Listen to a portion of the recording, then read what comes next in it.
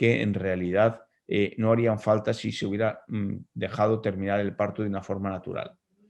También en prematuros tardíos se puede considerar la administración de esteroides antenatales si no hay una coriamnionitis. Esta tampoco tiene tanta, es una evidencia C2. Siguiente, por favor. Sulfato de magnesio. Esto es una innovación que llevamos ya unos años utilizando y que el sulfato de magnesio se ha comprobado que si se administra a mujeres con riesgo inminente de parto prematuro, reduce la incidencia de parálisis cerebral a los 2 años en un 30%.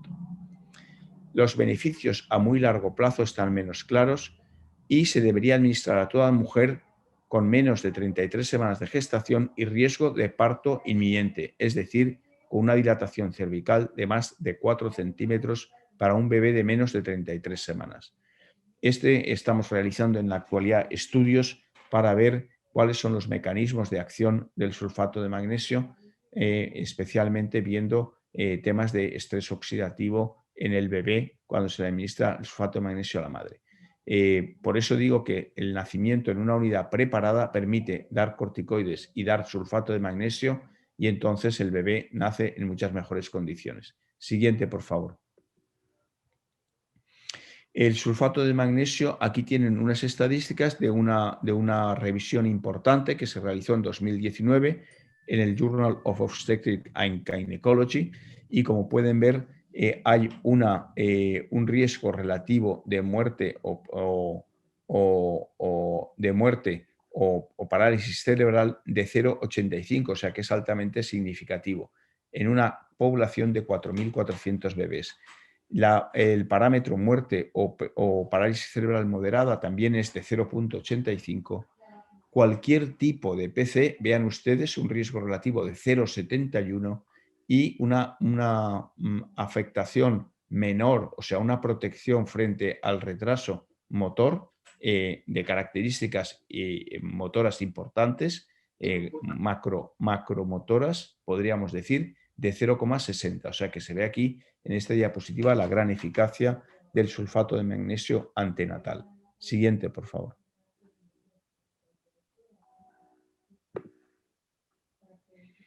Diagnóstico de parto pretérmino no es una cosa sencilla y el uso de tocolíticos es una asociación que tenemos que hacer. En nuestra maternidad estamos frenando un porcentaje elevadísimo de partos muy prematuros, facilitando así la maduración del pulmón fetal intraútero y pudiendo programar el parto del bebé con los equipos de reanimación completos.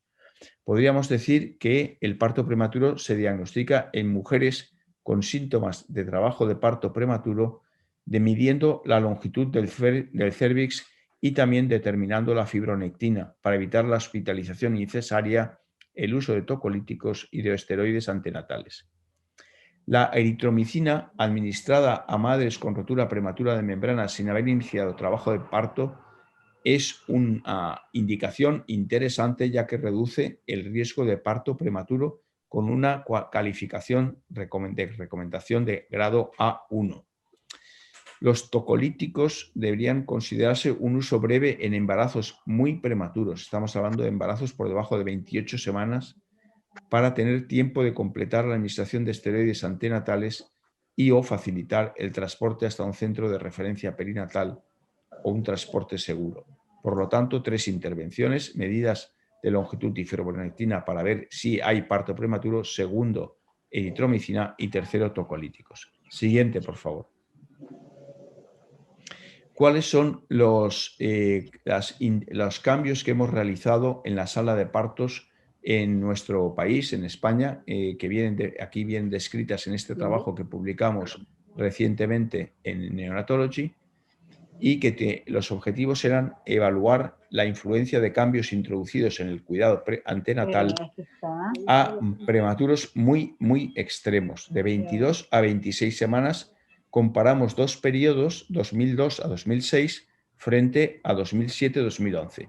Y queríamos saber qué habíamos cambiado entre esos 2 periodos y cómo esos cambios habían influido en la morbilidad y en la mortalidad. Siguiente, por favor. Aquí ven ustedes cómo tuvimos unos resultados significativamente mejores en el segundo periodo. Ven que es un análisis de un número importante de bebés por debajo de 28 semanas, o sea que son bebés muy pequeños, 2.300 en el primer periodo y 2.700 en el segundo periodo, o sea, una cifra altamente significativa que le da valor a estos resultados. Sobrevivieron significativamente más bebés en el segundo periodo, sobrevivieron más bebés sin daño cerebral en la segunda columna, sobrevivieron más bebés sin displasia broncopulmonar y sobrevivieron más bebés sin morbilidades mayores. Siguiente, por favor. ¿Cuáles fueron los factores que consideramos importantes que cambiaron en este periodo y que facilitaron la mejor supervivencia íntegra de los bebés prematuros? En primer lugar, lo que les he comentado antes, la regionalización. En este periodo, los niños prematuros que nacieron fuera de un gran hospital se redujeron del 11% al 8,9%, que es altamente significativo. Subimos la tasa de corticoterapia antes del nacimiento de un 69 a un 80,8. Las cesáreas permanecieron y se incrementaron al 48% en los grandes partos prematuros, especialmente en los gemelares, y la utilización de la ventilación no invasiva, la CPAP, en la reanimación se multiplicó de 7,8 a 20,7. Y los resultados principales que obtuvimos fue una reducción significativa de la muerte en la sala de partos, un aumento de la supervivencia y un aumento de la supervivencia sin morbilidad mayor. Siguiente, por favor. El segundo punto es la estabilización en la sala de partos. Siguiente, por favor.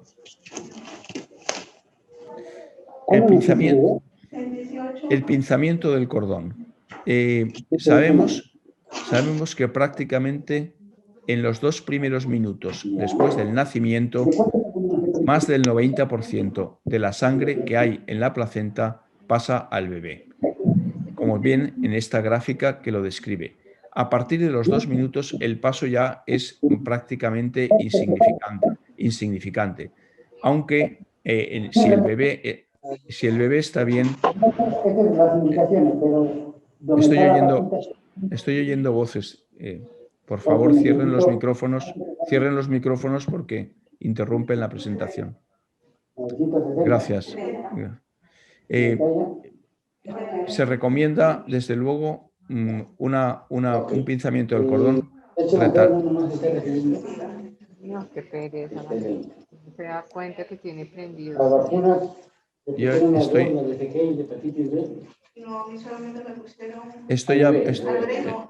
Estoy oyendo hay una conversación y no puedo seguir hablando.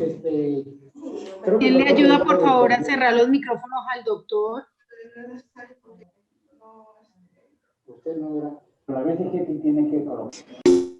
Le estoy llamando a su celular.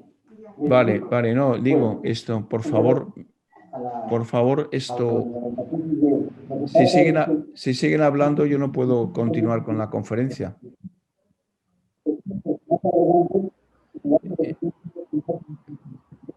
Bueno, voy a continuar ahora. Estaba comentándoles que el primer punto que voy a tratar en la reanimación es el pinzamiento del cordón.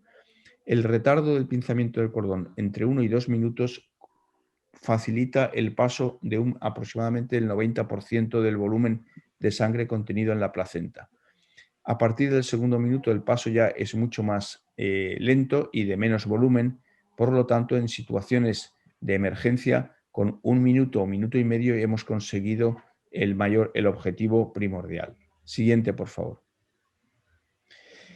Pinzamiento del cordón. Retardar el pinzamiento del cordón tiene un grado de recomendación de A1, es decir, en todas las circunstancias posibles tienen ustedes que procurar retardar el pinzamiento del cordón al menos 1 minuto.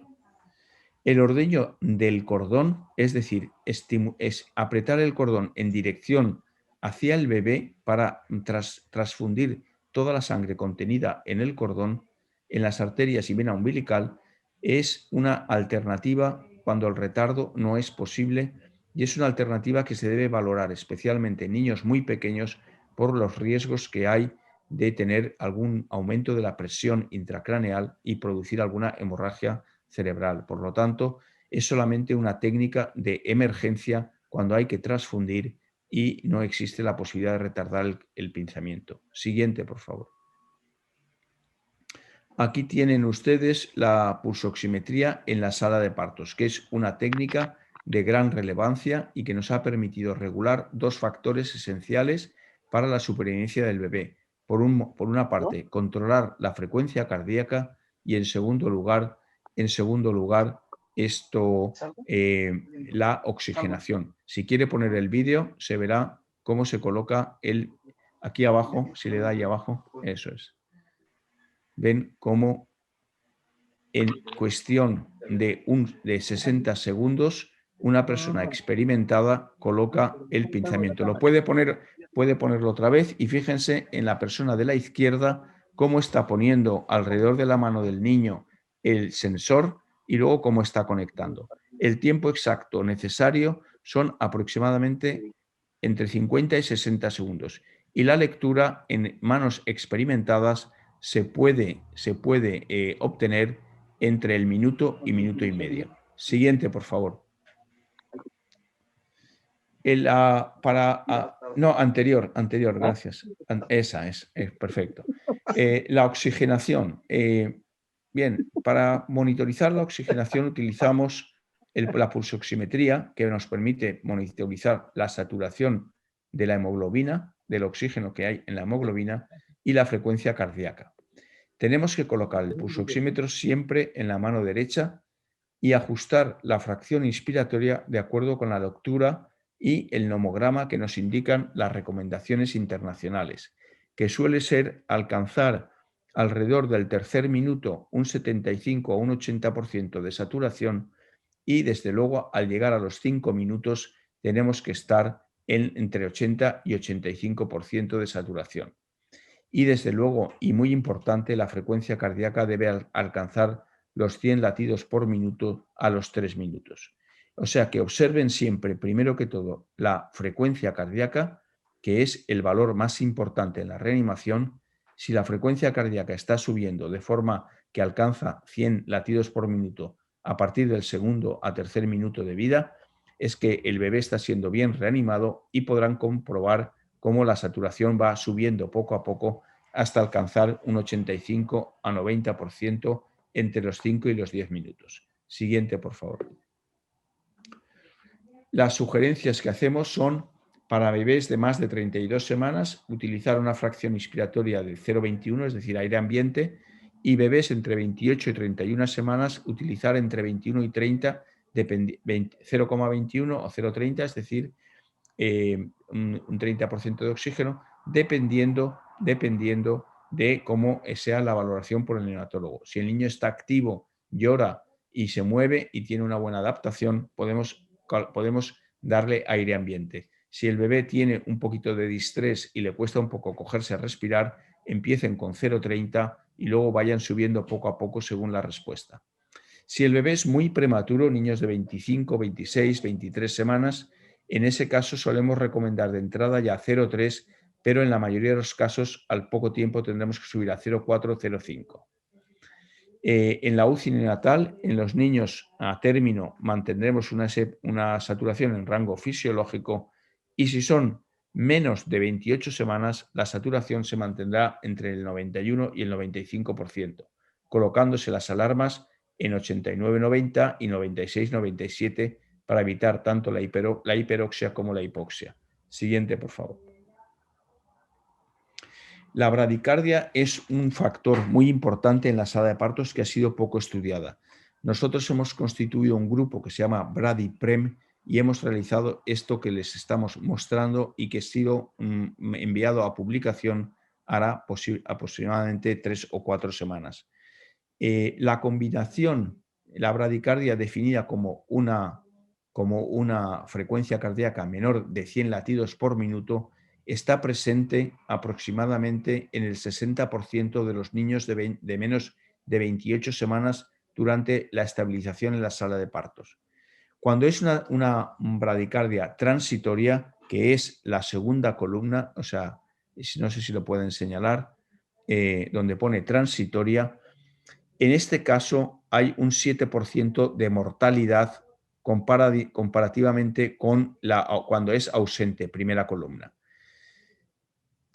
Sin embargo, cuando la mortalidad, la bradicardia es prolongada, columna en verde, que ven aquí a la derecha, entonces se multiplica por 2 la mortalidad, llegando a un 15%. Es decir, aquellos bebés que durante los primeros 10 minutos en la sala de partos tienen una bradicardia de menos de 100 latidos por minuto durante más de 2 minutos, la probabilidad de muerte es 5 veces mayor. Y la mortalidad de hemorragia intraventricular es de 13% comparativamente con un 3%, es decir, sería 4 veces superior, y la combinación de muerte o hemorragia intraventricular es aproximadamente 4 veces superior. Todo ello, como ven en la columna de la derecha de la P, se verán que es altamente significativo. Es decir, tienen que monitorizar la frecuencia cardíaca y en los niños que tienen bradicardia prolongada son niños de altísimo riesgo y tienen que mejorar la ventilación, la oxigenación y probablemente a veces darle incluso drogas vasoactivas. Siguiente, por favor. La ventilación en la sala de partos, si hay respiración espontánea, se hace con una mascarilla o pieza mononasal y con una presión de 6 centímetros de agua. Esto es una recomendación de tipo A.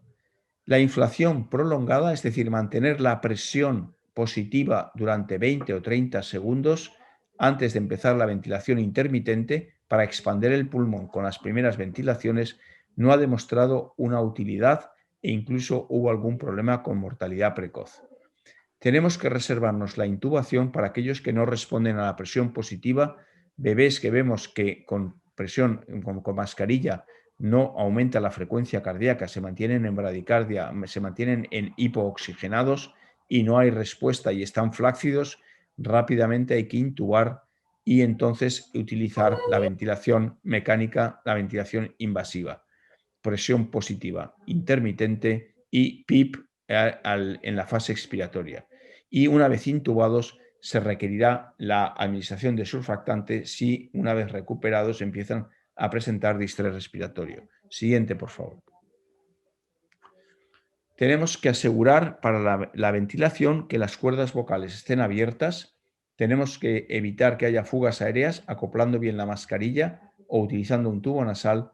Es muy importante hacer una estimulación táctil de la columna vertebral porque al estimularles táctilmente los niños inician respiraciones espontáneas y al iniciarlas lo que conseguimos es que se abran las cuerdas vocales y entonces el aire que nosotros estamos originando con la ventilación es capaz de llegar a la tráquea. Tenemos que administrar una presión positiva intermitente con presiones que lleguen aproximadamente a los 25 centímetros si no hay suficiente esfuerzo respiratorio ni expansión. Más de 25 centímetros, si hay dificultad para ventilar y no conseguimos una buena oxigenación, tenemos que sospechar o que la mascarilla o que el tubo no están bien situados y tenemos que reconducir todo el proceso de nuevo. Siguiente, por favor. Ventilación antes del pinzamiento de cordón es una técnica que se está utilizando de forma experimental en ensayos clínicos porque sabemos que si se empieza a ventilar al paciente se dilatan los vasos pulmonares y entonces se aumenta la precarga, lo cual la precarga cardíaca, especialmente al ventrículo derecho, y entonces impedimos una hipovolemia transitoria que ocasionamos en el momento del pinzamiento del cordón. En 2012, la Organización Mundial de la Salud recomienda que si hay experiencia en proveer ventilación positiva efectiva, sin el pinzamiento del cordón, deberíamos iniciarla antes de cortar el cordón. Es decir, que si se ve en una situación de apuro, pues lo primero que hay que hacer es ventilar y ya luego cortar el cordón. Siguiente, por favor. Este estudio de pinzamiento del cordón fue realizado por el doctor Kateria, el primer estudio que se realizó y fue publicado en 2016 y en él vemos que hubo bebés muy pequeños por debajo de 32 semanas, 230 bebés, que finalmente fueron ventilados a la izquierda con ventilados y retraso del pinzamiento del cordón, mientras que en la derecha tenemos 75 con retraso del pinzamiento del cordón. Los niños, los partos por cesárea y vaginales fueron equivalentes. Siguiente, por favor. Aquí ven ustedes los sistemas que se utilizaron, que son como unas cunas o unas bandejas para poner al bebé que se adaptan a la altura del parto vaginal o se suben y se adaptan a la altura de la cesárea, como ven en los dibujos de la derecha, arriba una cesárea y debajo un parto vaginal, y entonces nos permiten estas cunas móviles nos permiten tener el pulsoxímetro, el sistema de ventilación, la calentadora, etcétera, y el mezclador de aire-oxígeno y la pieza en T, todo insertado en ese sistema, y nos permiten adaptarnos a la altura del parto que queramos atender. Siguiente, por favor.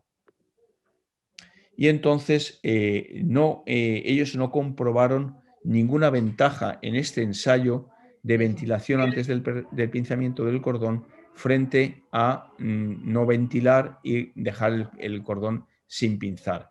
Este primer estudio sí que demostró que era factible hacerlo, que no había complicaciones inherentes a este sistema, y ellos, como conclusión, dejaron dicho que había que mejorar los sistemas de aproximación para poder mejorar las técnicas que se utilizaban, y haciendo esas probablemente no habrían mejorías respecto a lo que estábamos buscando.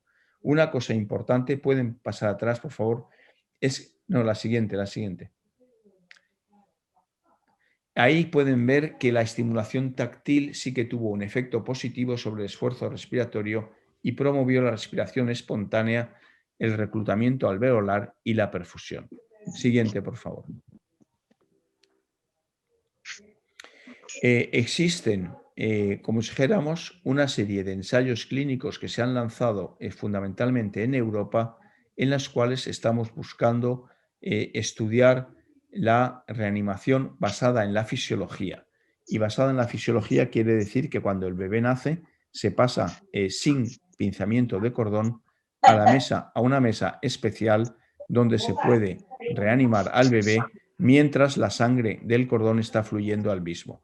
Se están haciendo 3 estudios randomizados en distintos centros, y probablemente a lo largo de 2021 empecemos a tener los primeros resultados de estos estudios multicéntricos. Siguiente, por favor.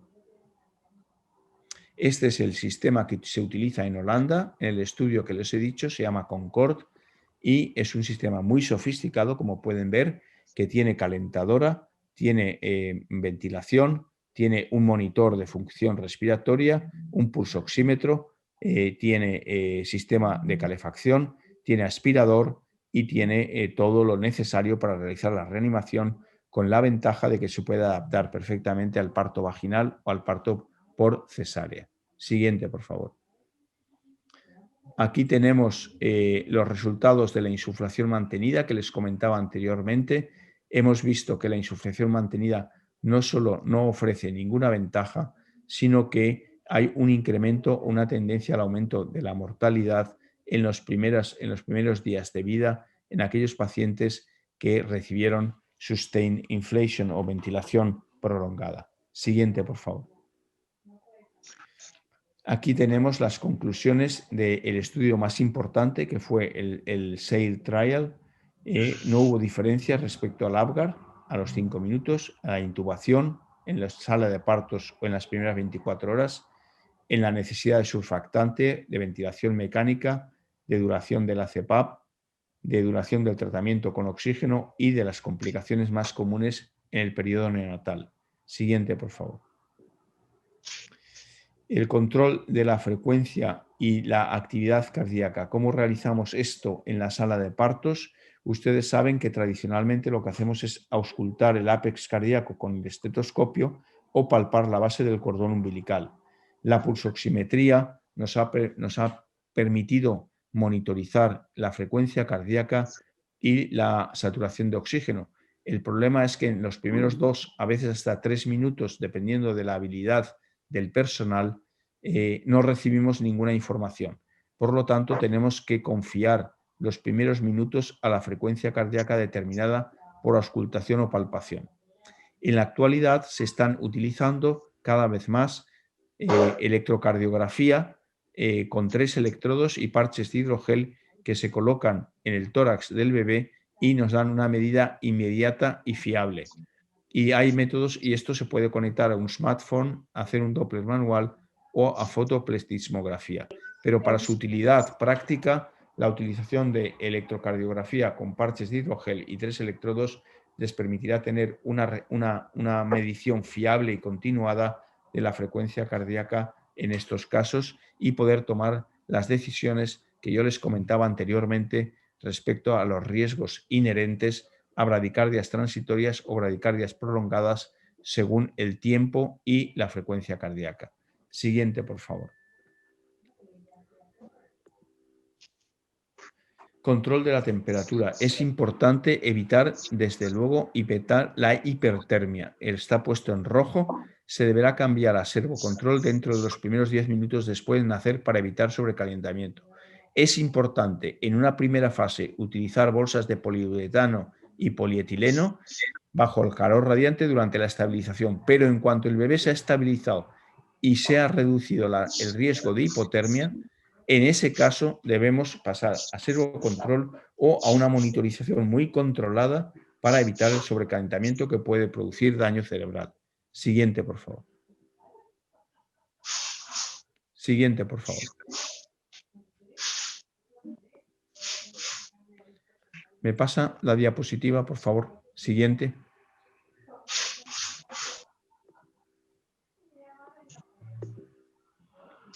Tratamiento con surfactante. Siguiente, por favor.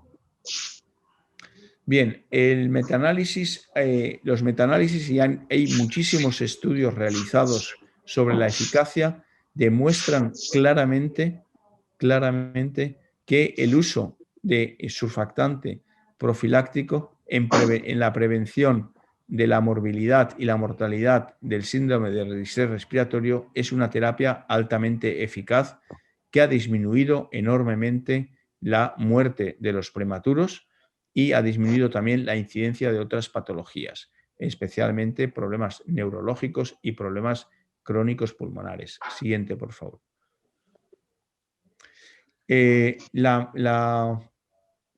Como si dijéramos, el debate actual está en las técnicas de INSURE y CPAP con rescate precoz de surfactante. Vemos que el INSURE, que es la intubación del paciente cuando presenta distrés respiratorio, la ventilación del paciente, la intubación, administración de surfactante y extubación, es una técnica segura.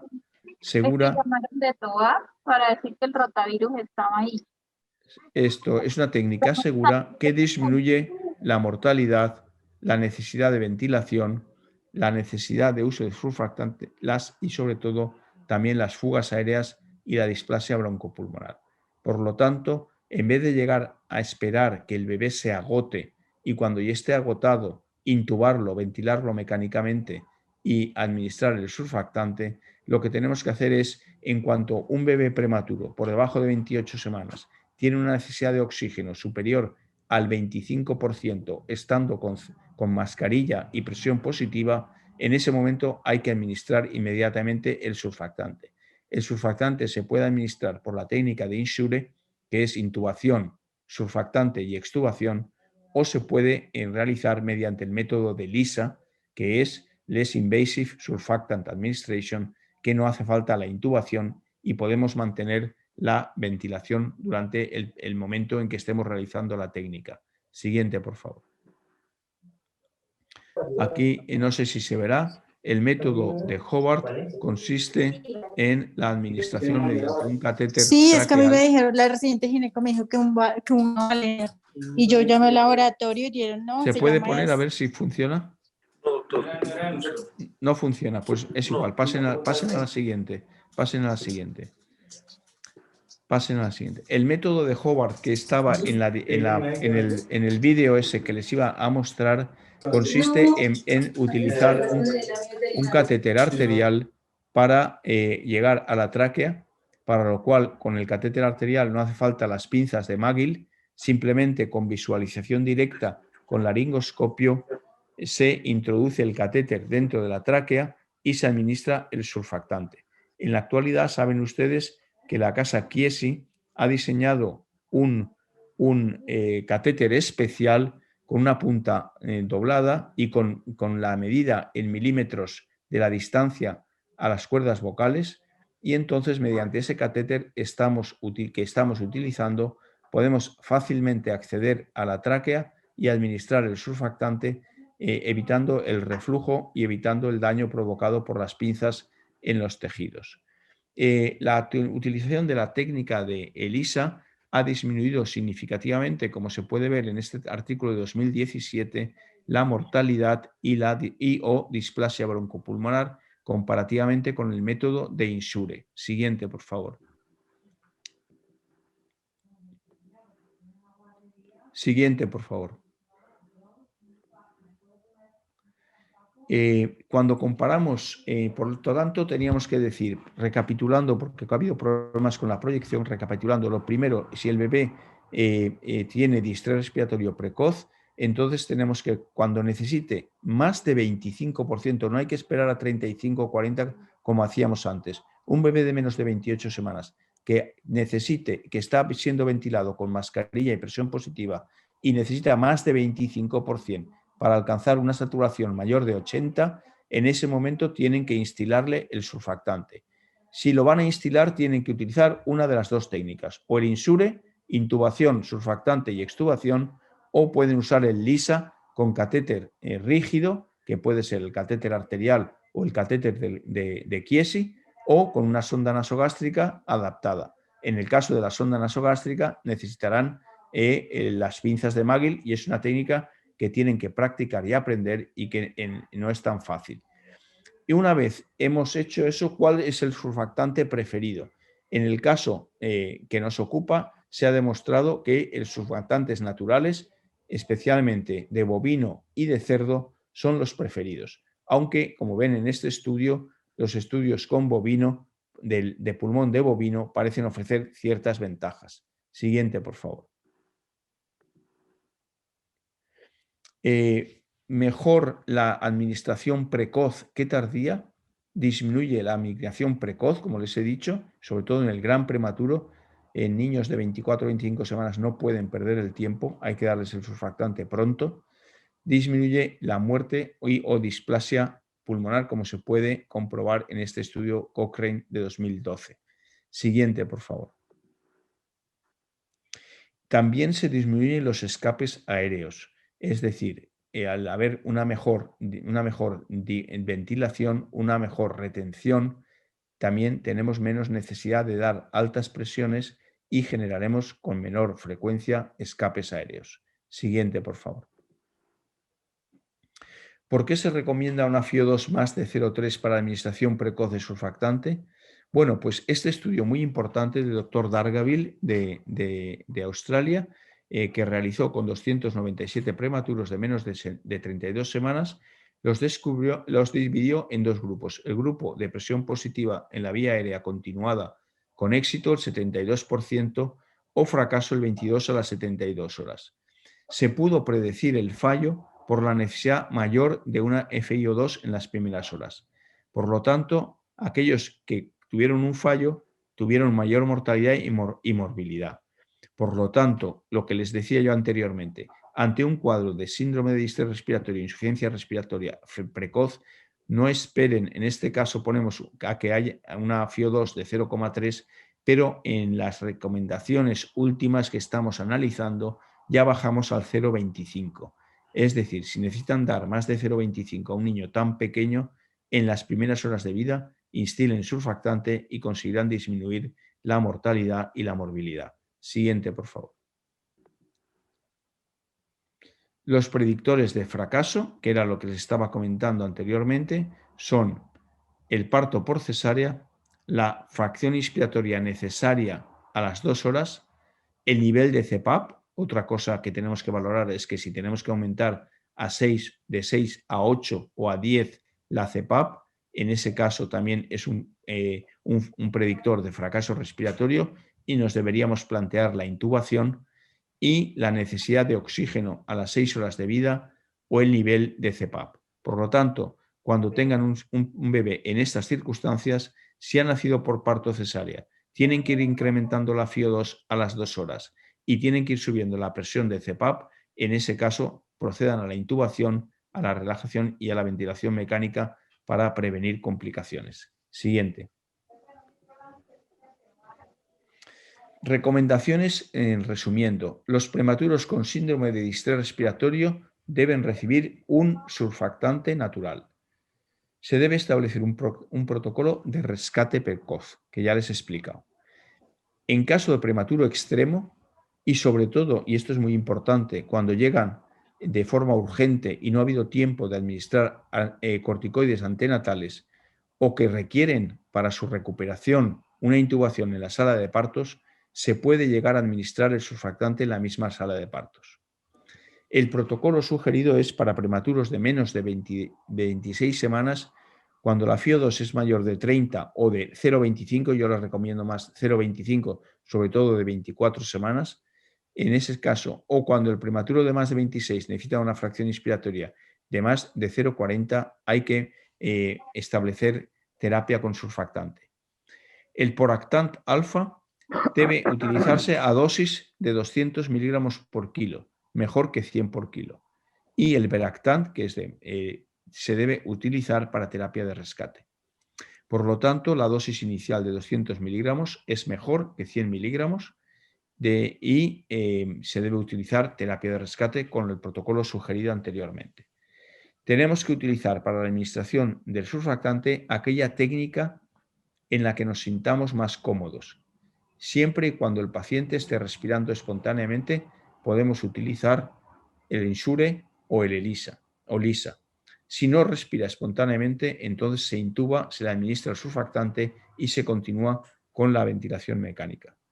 Insisto en que el LISA es una terapia que requiere un entrenamiento importante. Tenemos publicado recientemente un artículo donde vienen detallados todos los pasos del entrenamiento y esto, si ustedes quieren, se lo puedo remitir. Si la dificultad respiratoria persiste a pesar de esto, tendremos que administrar una segunda o incluso una tercera dosis de surfactante. Siguiente, por favor. Suplementación con oxígeno en la unidad de cuidados intensivos. Siguiente, por favor. Límites de seguridad de la saturación tras la estabilización. En aquellos prematuros que precisen oxígeno suplementario, tenemos que marcar unas dianas o un rango de saturación conveniente entre 90 y 95 o entre 91 y 95. 90-95 es la cifra mágica y para lograr el tiempo tenemos que poner las alarmas entre 88 y 89 y 96-97 y tener personal suficiente para que se hagan los ajustes necesarios que en caso de los prematuros, sobre todo en los primeros días, es necesario hacer ajustes con una gran frecuencia. Incluso en las unidades de cuidados intensivos más prestigiosas y con la dotación de medios técnicos y personal más óptima, pueden estar los niños perfectamente un 40% del tiempo de cada 24 horas fuera del rango recomendado. Por lo tanto, se está intentando, mediante estudios con inteligencia artificial, se están intentando establecer mecanismos automáticos para controlar la saturación dentro del rango deseado. Siguiente, por favor. Soporte respiratorio no invasivo. Siguiente, por favor. Existen varios mecanismos. Tenemos la CPAP, Continuous Positive Airway Pressure, que puede ser Bubble CPAP, Flow Driver o prolongación con mascarilla. Se puede utilizar la Nasal Intermittent Positive Pressure Ventilation o el High Flow Nasal Cannula. Esta última ha adquirido mucho prestigio y mucha popularidad debido a la facilidad de su uso, aunque no está demostrado que sea superior a la CPAP. Es más, en las fases tempranas de distrés respiratorio más intenso, la CPAP ofrece mayores ventajas. Y ya sería cuando el paciente está más estable y no tiene cambios bruscos, ni hace apneas, ni tiene situaciones de hipoxia o hiperoxia intermitentes, cuando podríamos pasar a la High Flow Nasal Cannula. Siguiente, por favor. No se ha podido ver esto aquí en esta diapositiva, la sincronización de la presión positiva intermitente nasal versus CPAP.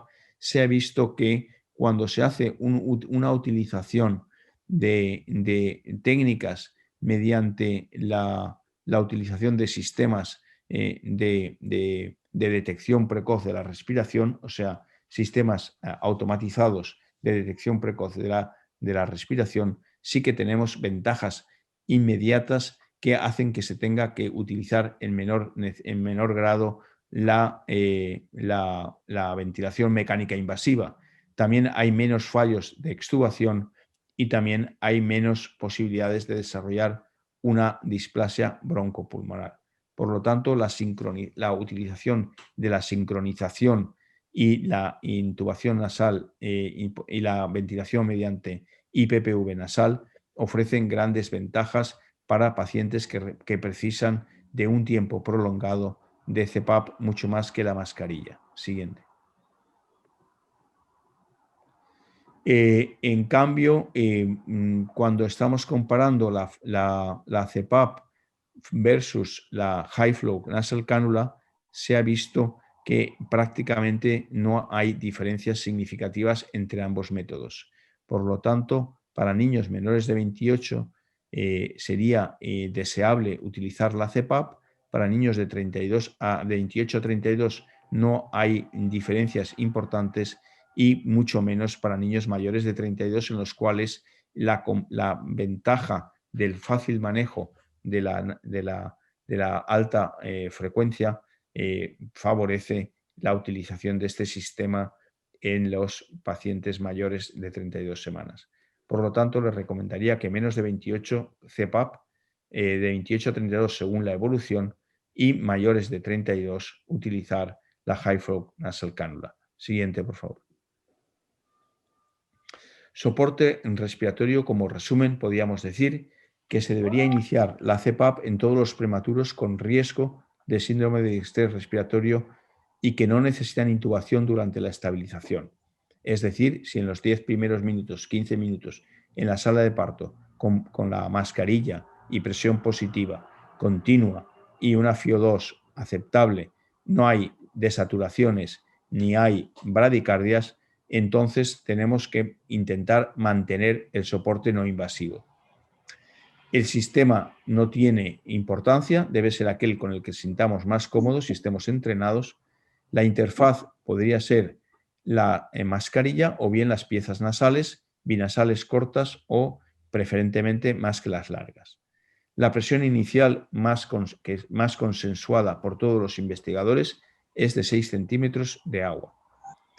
Si hay CPAP y rescate precoz con surfactante, es el manejo ideal para prematuros con síndrome de distrés respiratorio. Se lo vuelvo a insistir y ya han visto que he estado hablando de este tema durante un buen rato, porque es lo que debemos hacer prácticamente en la mayoría inmensa de los casos. Ser eficientes en aplicar la mascarilla, dar la presión adecuada, ajustar el oxígeno a las necesidades, detectar pronto la necesidad de surfactante y administrarlo precozmente en cuanto veamos que es necesario.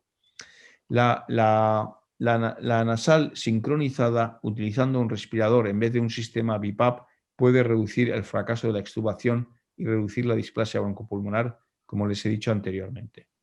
Y la High Flow Nasal Cannula puede ser una alternativa durante la fase de destete, o sea, cuando ya hemos pasado la fase aguda, y especialmente en los niños más mayorcitos. Siguiente. Estrategias de ventilación mecánica. Siguiente, por favor. Tenemos que intentar, y esto es muy importante, evitar la ventilación mecánica siempre que sea posible.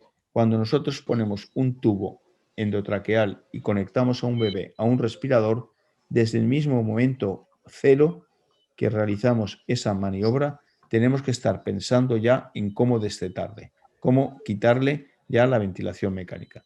Por lo tanto, es una estrategia ya desde el primer minuto. A pesar de que intentamos evitar la ventilación, pues resulta que siempre hay un 50% de prematuros que son intubados después del nacimiento.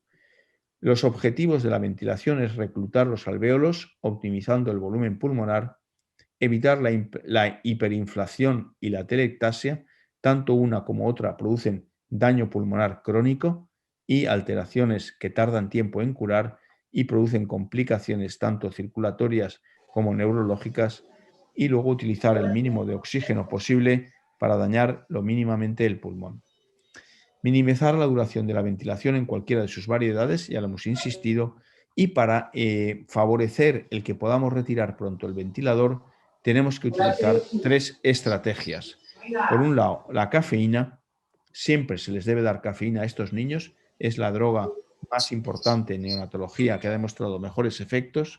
En segundo lugar, los esteroides postnatales, siempre con mucho cuidado, sobre todo en el momento en que se dan, la dosis y el tiempo, para evitar daño cerebral.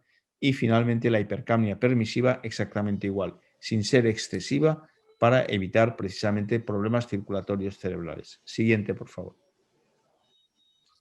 En cuanto a la cafeína, el famoso estudio ya de 2006 de la doctora Barbara Schmidt, aquí tienen los resultados importantes. Ellos estaban estudiando los efectos de la cafeína sobre la apnea de la prematuridad y se dieron cuenta de que había una disminución significativa de la displasia broncopulmonar y de la necesidad de esteroides en aquellos pacientes que utilizaban cafeína. Por lo tanto, la cafeína a partir de ese momento, de 2006, se ha convertido en una droga coadyuvante para el gran prematuro que nos permite manejarle con mucha menor agresividad. Siguiente. Aquí tienen los resultados. A largo plazo, como ven, también hay ventajas respecto a la evolución a largo plazo de los pacientes que recibieron cafeína en el periodo neonatal, y se ve como hay mejor coordinación fina motora, mejor integración visual motora y mejor organización visual espacial. Esto fue publicado en 2018 y estos niños ya tenían aproximadamente unos 12 años cuando se le hicieron estas pruebas. Respecto a la muerte o disabilidad, parálisis cerebral, de retraso cognitivo o muerte o displasia broncopulmonar, los datos ya no fueron tan significativos. Siguiente, por favor. Aquí tenemos, según el momento de la administración, vemos que cuando se administra precozmente la cafeína es cuando tiene más efecto. Cuando damos precozmente cafeína y no nos esperamos mucho a instaurarla, a que el paciente salga de cuidados intensivos como hacíamos antes, sino que ya en el primer momento, en cuanto empezamos a ventilarles, les damos cafeína, disminuimos significativamente la displasia o muerte, la retinopatía, el ductus, la apertura del ductus y las hemorragias intraventriculares. Siguiente, por favor. El método preferido que utilizamos en Europa es el Volume Targeted Ventilation, con garantía de volumen. O sea, las distintas modalidades de ventilación que se han ensayado, como aquellos limitados por presión, han dado como resultado en los estudios que se han hecho comparativos mediante metaanálisis, han mostrado ser menos eficientes. Y hoy por hoy el método que recomendamos para la ventilación mecánica de los pacientes es el método de garantía de volumen con los ajustes necesarios en cada caso. Siguiente, por favor. ¿Cuáles son las estrategias de la ventilación mecánica? Tras la estabilización, la ventilación mecánica debería utilizarse en aquellos prematuros en los que han fracasado otros métodos de soporte. A1, o sea, muy recomendable. La duración de la ventilación mecánica debería ser minimizada. La ventilación con garantía de volumen debería ser preferida, ya que reduce la duración de la ventilación mecánica, de la displasia broncopulmonar y de la hemorragia intraventricular. Tenemos que intentar evitar el hiperventilar demasiado a los bebés, o sea, la hipocarbia, así como ventilarles con poca intensidad, es decir, el acúmulo de carbónico. Ambos, tanto tener un exceso de carbónico como un defecto, ponen en riesgo la circulación cerebral y el daño por siguiente del tejido cerebral. Durante la retirada de la ventilación mecánica se puede tolerar un cierto grado de hipercarbia siempre y cuando el pH permanezca mayor de 7.22, es decir, evitar una excesiva acidosis respiratoria. Se debería utilizar la cafeína para facilitar la retirada de la ventilación mecánica ya desde muy precozmente, es decir, en cuanto el paciente se ha estabilizado con ventilación mecánica, muy precozmente dar cafeína por todas las ventajas que hemos visto que tenía esta administración precoz. La instauración precoz de la cafeína, especialmente a pacientes de riesgo de precisar ventilación mecánica, especialmente aquellos de menos de 1.250 gramos, que están siendo manejados con ventilación mecánica, es una gran ventaja de cara al futuro de estos pacientes. Un curso breve con baja dosis de dexametasona intravenosa se podría tener en cuenta para facilitar la extubación en aquellos pacientes que permanecen con ventilación mecánica después de 1 o 2 semanas. La cronificación de la ventilación mecánica, esos pacientes que de ninguna de las maneras los podemos quitar el ventilador, como vieron en la presentación que hice el mes pasado, tienen un enorme riesgo de complicaciones, daño pulmonar, neumotórax, etcétera, etcétera, pero también alteraciones cerebrales, alteraciones cardíacas y también infecciosas como era la neumonía secundaria al ventilador. Los corticoides inhalados no han demostrado efectividad en la prevención de la displasia. Siguiente, por favor. Tratamientos de apoyo. Ya pasamos a una cosa más ligera. Tenemos que mantener la temperatura corporal. La nutrición se debe iniciar inmediatamente, es decir, en el momento en que el bebé llega de la sala de partos a la sala de neonatología, ya tenemos que empezar con aminoácidos y con lípidos. Y tenemos que empezar ya con un volumen de 70 a 80 mililitros por kilo y restringir el sodio. Tenemos que limitar el uso de antibióticos a lo imprescindible y retirarlos inmediatamente si los cultivos son negativos. Tenemos que monitorizar la presión arterial y mantener la perfusión tisular, si es necesaria, utilizando inotropos para mantener una buena función renal, una buena función cardíaca y también evitar situaciones de acidosis que producen trastornos a muchos niveles, especialmente metabólicos. La hemoglobina se debe mantener en límites aceptables. No hay que abusar de las transfusiones, pero sí que hay que mantener un cierto nivel de hemoglobina, que es el transportador de oxígeno. De nada vale tener saturaciones altas de oxígeno en sangre si tenemos una anemia. El oxígeno no va a llegar a los tejidos y, por lo tanto, estaremos con una falsa sensación de seguridad. En la primera semana sería deseable tener una cantidad de hemoglobina en torno a los 11,5 gramos por decilitro. En la segunda semana unos 10 y en la tercera semana nos podemos permitir estar en 8,5 gramos por decilitro, siempre y cuando la clínica del paciente se muestre estable. Tenemos que monitorizar el dolor y el disconfort y evitar todas aquellas prácticas que produzcan daños a los bebés. Sin embargo, también se debe intentar o evitar el abuso de opiáceos, sedantes, etcétera, porque son medicaciones que pueden causar daños crónicos en el sistema nervioso central, como se ha podido ver cuando hay un abuso de opiáceos o de sedantes en estudios realizados recientemente. Siguiente, por favor. ¿Ya? Ya hemos terminado, creo. Es correcto. De acuerdo, pues lamento no haber podido yo proyectar y que hayamos tenido alguna pequeña incidencia, pero yo creo que en conjunto les he podido transmitir todos los puntos que hemos tocado en este artículo, que por supuesto está a su disposición si ustedes me lo solicitan para poderlo leer con más tranquilidad y poder revisar punto por punto todo lo que les he comentado e incluso con mayor profundidad, pero debido al tiempo de exposición tampoco podía dar muchísimos más detalles. Si tienen ustedes algunas preguntas, pues se lo agradezco. Efectivamente, doctor, hay preguntas en el chat. Voy a pasar a referirlas y tal vez algunas podamos absorberlas. Sí. Doctor Jaime, ¿Me ¿las las va a tiene leer usted? usted? Sí, ¿Las perdón, tiene usted allí? Sí, tengo aquí las preguntas. Pues entonces, doctor, las que el tiempo permita, lo agradeceremos.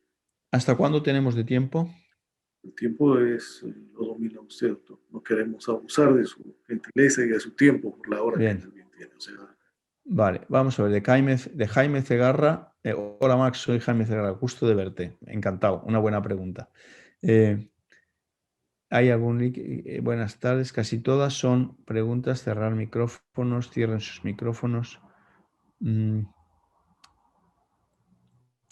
Sí, aquí hay una pregunta. ¿Entre CPAP y cánula nasal de alto flujo hay menos riesgos de neumotórax?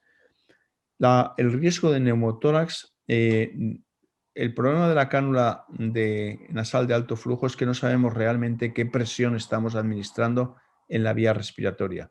Es muy difícil, es imposible de medir.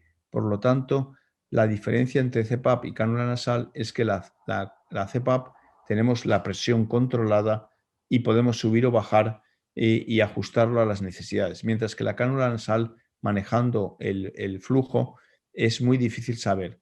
Por lo tanto, yo creo que siempre hay que utilizar el menor flujo posible y la menor presión, y sobre todo en pacientes que luchan contra el sistema suplementario. Por lo tanto, yo les recomendaría que en las cánulas de alto flujo se utilicen en pacientes estables, en pacientes que tienen una respiración superficial y que no luchan contra el flujo aéreo, y tanto en una como en otra. Hay otra que dice, la cafeína se debe administrar desde el primer día de incubación o próximo a la extubación. La cafeína, cuando en niños, estamos hablando sobre todo en niños de menos de 28 semanas, yo les recomiendo que hagan todo muy precozmente, que establezcan muy precozmente la cafeína. Por ejemplo, hay maternidades en Alemania de la doctora Angela Krips, por ejemplo. Ellos ya en sala de parto a bebés de 24 o 25 semanas ya les cogen una vía y les ponen la primera dosis de cafeína nada más nacer, y cuando salen incluso en la misma sala de partos, ellos tienen unas salas especiales muy grandes donde se puede trabajar muy cómodamente, se les administra ya el surfactante. Por lo tanto, yo diría que a la mínima dificultad respiratoria y necesidad de oxígeno hay que dar cafeína y surfactante. La cámara cefálica o oxígeno libre en incubadora es incontrolable, consume muchísimo oxígeno, es carísimo y muy difícil de controlar. Por lo tanto, yo no se lo recomendaría. Edad de usar la cafeína en todas las edades, pero especialmente, ya les digo, en niños por debajo de las 28 semanas. Excelente. ¿Cuál sería la dosis ciclo corto de dexametasona? Esto depende muchísimo de... normalmente en Europa utilizamos la hidrocortisona, no utilizamos la dexametasona. Es más tóxica la dexametasona y tiene más efectos sobre el sistema nervioso central. Por lo tanto, les recomiendo la hidrocortisona a 0,1 miligramo por kilo. ¿Qué opinión tiene de la dexmedetomidina? Bueno, es un anticonvulsivante que se está utilizando de forma experimental. No hay ensayos clínicos prospectivos, aleatorizados y controlados, y por lo tanto solamente se han descrito casos sin ningún tipo de, diseño científico. Por lo tanto, puede ser utilizable en casos de resistencia a los anticonvulsivantes habituales, pero no se puede utilizar como droga de inicio hasta que tengamos más información.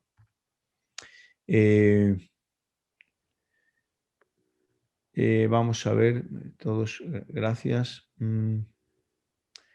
Todo el mundo quiere artículo.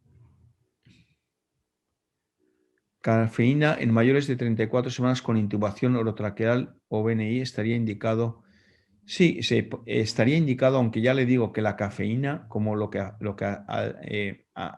como si dijéramos, influye sobre los centros respiratorios del bulbo raquídeo y del tronco cerebral, tiene más efecto en aquellos pacientes que son inmaduros.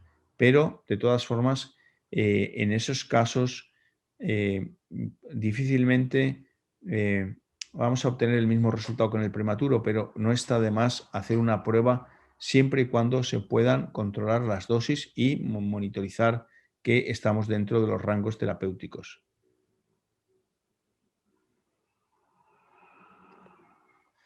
Gonzalo Mariani, un abrazo muy fuerte, Gonzalo. Os mandaré el artículo sobre el riesgo de neumonía asociada al respirador.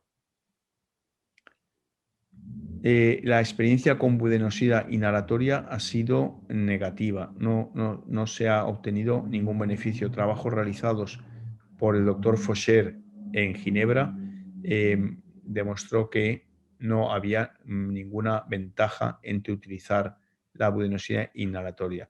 En caso de pacientes con ventilación mecánica prolongada y dificultad para la supresión de la ventilación, hagan una prueba con hidrocortisona que seguro que les irá mucho mejor. Recordar recomienda la ventilación, recordar a qué edad recomienda la ventilación nasal no invasiva en vez de la CPAP. No, la ventilación nasal no invasiva se puede utilizar en cualquier edad inmediatamente después de salir de la sala de partos. No hay un problema de esto. El principio básico es el mismo, es establecer un flujo de aire continuo en la vía respiratoria con un freno expiratorio. La forma de administrarlo es indistinta. En general, siempre todos los expertos dicen que cada unidad tiene su técnica desarrollada y su experiencia adquirida. Por lo tanto, en aquel sistema que ustedes se sientan más cómodos y que tengan más estudiados y que sus enfermeras manejen con más facilidad, es lo que deben hacer. En niños con ventrículo único, ¿cuál es su objetivo de saturación? En niños con ventrículo único es muy difícil tener un objetivo de saturación. La saturación sería la mínima que posibilite la vida del paciente hasta que se pueda realizar la intervención quirúrgica. Esto puede estar entre el 78-80% el objetivo de saturación. En estos casos sí que es importante que la hemoglobina esté dentro de los rangos más altos posibles para poder mantener la oxigenación y también intentar que el pH no sea excesivamente ácido, sobre todo. Es que hay muchas preguntas que me están pasando. ¿Hay criterios ventilatorios para la tercera dosis de surfactante? Pues el fracaso de la primera y el fracaso de la segunda. Si una vez dada la tercera dosis no hay mejoría, ya la solución está fundamentalmente en la ventilación mecánica, en el ajuste de la garantía de volumen y la ventilación mecánica. También les digo que, igual que nosotros usamos garantía de volumen, hay sistemas de alta frecuencia oscilatoria, hay muchos centros neonatales en Europa que se han especializado en ese tipo de ventilación y se encuentran cómodos con ella, por lo tanto, es otra opción. En la sala de partos el pulsoxímetro se demora 1 minuto en leerse. Esto creo que se intuban más en la sala de partos de lo que necesariamente se requiere. El primer minuto no debe decidir nada a no ser que haya una parada cardíaca.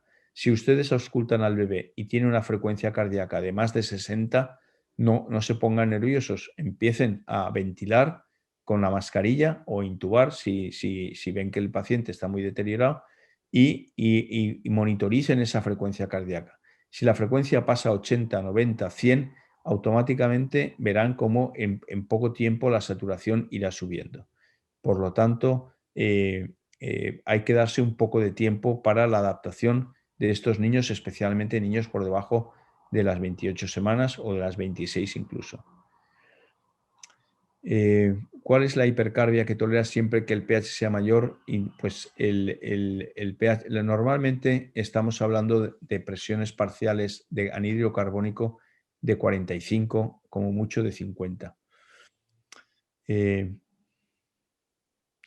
Dosis de surfactante, la primera, la segunda exactamente 200 miligramos. Si ya mejora bastante el paciente, pero quieren dar una dosis de refuerzo, pueden bajar la segunda dosis a 100.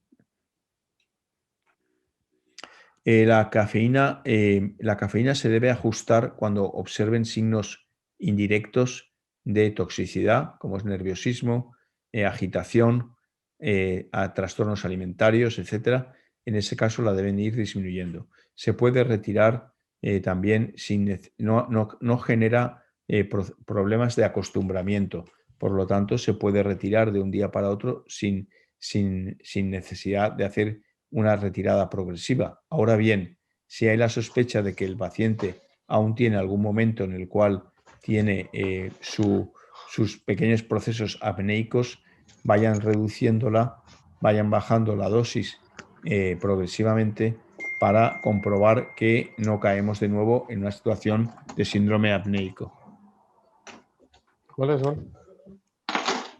Yo creo que, a ver, como me pide mucha gente el correo electrónico, lo que voy a hacer es mandarle al José Espinoza, le voy a mandar el artículo para que lo distribuya entre todos ustedes. Y con esto creo que ya he contestado a todas las preguntas porque las demás que hay son repetitivas. ¿De acuerdo? Les pondré a su disposición el artículo nuestro de revisión para que todo el mundo tenga acceso al mismo y lo puedan leer con tranquilidad y con detenimiento. Pues muchas gracias, doctor Máximo, por la generosidad y la disposición que ha tenido en esta tarde para nosotros, noche para usted. Quería aprovechar para manifestar que el último viernes del próximo mes también contaremos con una conferencia del doctor Máximo. Oportunamente le vamos a comunicar el título que llevará esta conferencia y prometemos mejorar nuestras capacidades de manejo y de uso de este sistema para que no tengamos... Ensayaremos antes, ensayaremos un momento antes, sí, exacto, bueno, exacto. Muy bien. El trabajo que el doctor Máximo ha ofrecido estará disponible en breve en la página web de nosotros, donde podrán ustedes poder disfrutarlo, descargarlo o leerlo, según sea lo que más les guste. Perfecto, pues nada, que tengan un buen fin de semana y hasta finales del mes que viene. Un abrazo a todos. Muchas gracias, doctor. Una feliz noche. Buenas noches.